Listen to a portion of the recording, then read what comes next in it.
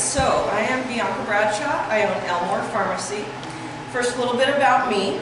I am the mom to 5 dogs, 14 chickens, 3 sheep, a couple of barn cats, and 5 guinea hens, the newest addition. I live on a ranch west of town. I grew up in McLeod, transplanted to Red Bluff after going to pharmacy school. Let's see, backtrack a little bit there. Pharmacy school was my dream from the time I was 5. When I went to pharmacy school, I picked Stockton UOP because it was the fastest program out there, and I knew what I wanted to do. I went straight from high school into a pre-pharmacy program. Graduated 6 years later. I did get the opportunity, thanks to my parents being the amazing parents they are. They said, you need to take a little break. And I went to Australia for 6 months. It was an amazing experience to be there as a student and enjoy the carefree life of being a student in another country. When I came home, got right back into school, into organic chemistry at the time, and hopped into pharmacy school within the next year. Pharmacy school was an amazing experience. The final year of pharmacy school, they send you out to what they call rotations, where you experience different avenues of pharmacy and learn what you like, what you don't like, what you think you might want to get into. I got sent to Bakersfield. Pluses and minuses to Bakersfield, but the plus to Bakersfield was the independent pharmacy community was amazing. There were so many people doing exactly what I wanted to do, taking care of people, not having to be restricted by the rules of corporations and the restrictions for staffing that were put on them. They said, we have our business. If we need to hire an extra person, we need to figure out a way to make that happen. And they were very open. They would open their books. This is how much money you need to have in the bank to run a business. All this wonderful information. I loved it. I loved working there. I ended up starting a temporary staffing company, and I went around to all these independents just providing the extra services. Somebody went on maternity leave, they'd call me. Somebody would be on vacation, they'd call me. It was a wonderful experience. But it was Bakersfield, and there was a shooting in my neighborhood, and I said, I'm out, I need to go home. So, just one. I know, right? Just one. I was in a pretty decent neighborhood. So I looked for an opportunity. Owens was hiring, and I said, okay, Red Bluff sounds great. That's a couple hours from home. I'll be able to spend more time with my family because the 500-mile drive was not fun. So transplanted back up here. Landed in Red Bluff, fell in love with Red Bluff, fell in love with the community. My mom was from Cottonwood, my dad was from McLeod, so this isn't that big of a shift for me. Spent plenty of time on my grandpa's dairy as a kid, so a ranch just kind of made sense over time. So when the opportunity presented itself to buy Elmore Pharmacy, I jumped on it. It was a dream come true, and although Owens was a great place to work, don't get me wrong, they were still a corporation. There were still people above me that were not pharmacists making decisions. So never having had a background in actually owning or running a business, jumping into owning a pharmacy was a big shift. The first few years I did all my own bookkeeping, I did all my own management. It was 6 days a week as the pharmacist. And then Sundays were for resetting things in the store, or, oh, we need to redo the flooring, let's go do that project. So it has been a wonderful learning experience. It has been an amazing opportunity to learn that this is really what I wanted to do and that I love what I'm doing. In the recent past, I have reconnected with and am now engaged to my crush from high school. Oh. So we're it's very nice to have an extra person to help me with all my projects.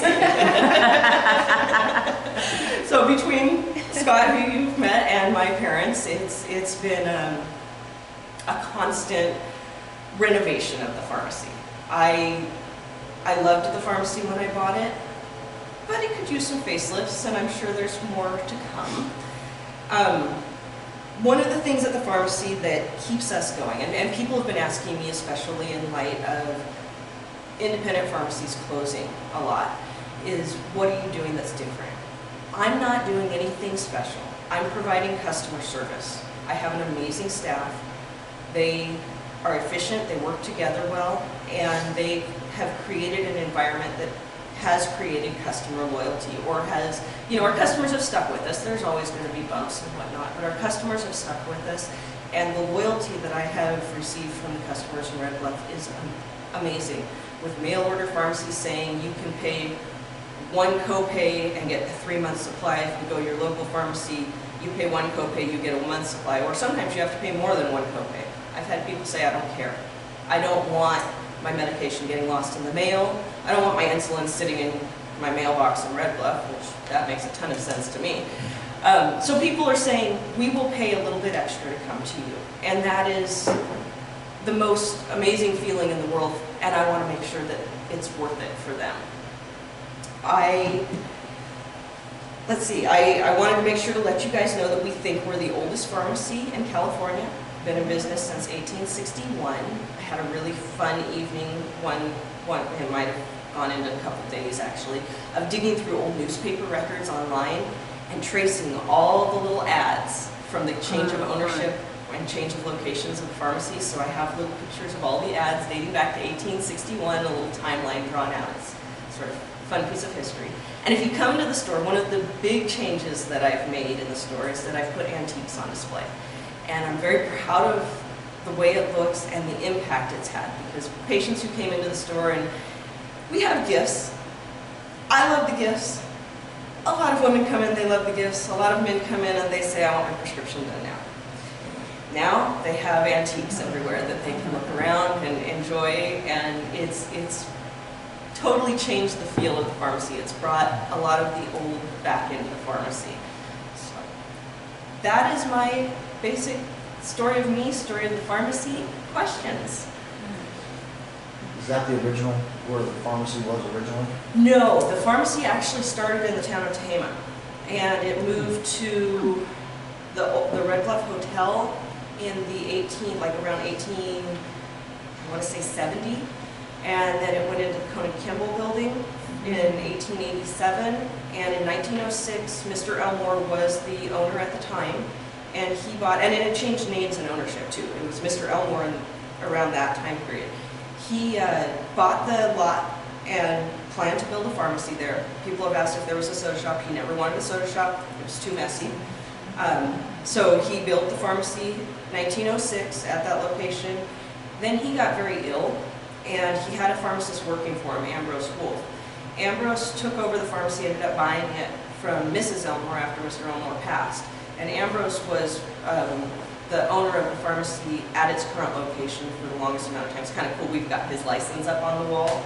So, yeah. So how, when you're 5, what was impressed upon you to make you want to wear a white lab, or smock? Put on the white smock. I have an uncle who's a veterinarian, and he told me, I said, oh, I want to have horses when I grow up, so I'm going to be a veterinarian. He said, you don't want to put other people's animals down all day. You want a job where you can afford to enjoy and have horses. And he had a friend who was a pharmacist, so he told me what pharmacy was and explained it to me. And then his friend, very nicely, as I got older, let me come in and see what the pharmacy was, as I kept saying this was what I wanted to do. And yeah. That's great. Anybody else? How long have you owned the pharmacy? I purchased the pharmacy in 2014. So. Isn't it cheating when you're a foreign exchange student and you go to an English-speaking country? Well, I spent so much time focusing on organic chemistry and biology that I didn't have time to learn another language well, so I had to cheat. Also, I want to say I've only been a customer for a couple of months, and I kind of know how much I'm paying extra, and it's like totally worth it. It is so totally worth it. I love your staff. I love the way I'm treated. Thank you very much. Wonderful. Yes. Cool. I just wonder how the whole thing works. So, obviously, there's these drug companies that create drugs, and then other ones, after the patent wears off or like time's out, then generic ones form. How do you form relationships with these companies, so when you get a prescription from a doctor that says, I need this and blah, blah, blah for this patient, Like, do people come like from the companies, or do you just have to order from them, or how does that all? So there's a middleman, if you will. Oh, okay. Pharmacies order from a wholesaler. Oh. We have a primary wholesaler. My wholesaler is AmerisourceBergen. AmerisourceBergen, McKesson, and Cardinal are three of the big ones. AmerisourceBergen is a company I've worked with, a lot of independents work with. That's part of the Good Neighbor Pharmacy branding that you see. And so we're not buying directly from the manufacturers. Got it. But with AmerisourceBergen, they're a really good company to work with. They have options available. So when you have a generic come out, sometimes it's restricted that only one company or two companies get the patent, and the prices are still very high when the generics first come out. It takes a little while to get multiple manufacturers making the generics and the prices to come down. Bergen and the contracts that we have set up in place with them, they will try to get us the best price they can so that we can pass that on to our customers, because in many cases, even if you have insurance, the insurance's contribution to paying for your medication usually affects you. Like if you have a deductible, or you have if you're on Medicare, you have a donut hole, we call it, or a coverage gap. You get into that by how much the drug's costing. So we want to get the best price, not just to our customers, but to our customers' insurance company, to keep our customers' prices low. And AmerisourceBergen is very good about trying to get us the best price whenever they can. If there's multiple generics out there, it's not like we have to search through each one and say, oh, this is the best deal today. Right, They will that's what I automatically want. send us usually what the best price is, which unfortunately for customers, sometimes that means the manufacturer changes. And we get very frustrated by that as well, because we need to make sure to notify everybody. There's a lot of paperwork involved. But it is all about trying to save our customers money, keeping ourselves in business, keeping the insurance companies happy so they don't force the customers to go to mail orders. So we're trying to do our part in that, and AmerisourceBergen helps us tremendously. So when a patent expires or whatever, and generics are available, do like the resulting pills look the same, or do they have the exact same ingredients, or do like different manufacturers put different stuff? I'm just asking because we have a dog who was getting this medication for years and it all looked exactly the same, and now there's a new one and it's the same thing and it looks like a different color and shape. I mean, he doesn't care and I don't care, but I just wonder, do other ingredients change then? If it's like, it used to be white, now it's orange. I mean, I don't know. So the manufacturer, the original manufacturer, has a patent for a specific recipe, if you will. The generics have to have their products tested to work the same, have the same side effects within a very narrow window. It's the same active ingredients. Sometimes the inactive ingredients will change, which may be different colors, and the shapes, they can make them any shape they want. I mean, you could use the exact same ingredients, it's just a different mold that they're using essentially. So generics traditionally, typically for most people in most situations, are going to be the same. There are a few situations here and there, because they're tested to be the same within a narrow window. There's that percentage population that it might affect differently. Thank you. Mm-hmm.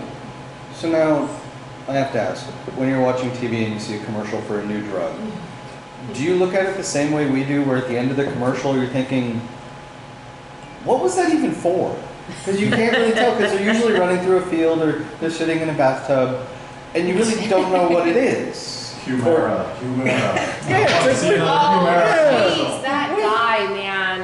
Or you're on the phone with your pharmaceutical rep saying, hey, I just saw this commercial, what is this for? We have resources available. I have a great program on my phone, an app on my phone that I subscribe to, that I can look up a lot of information about a drug.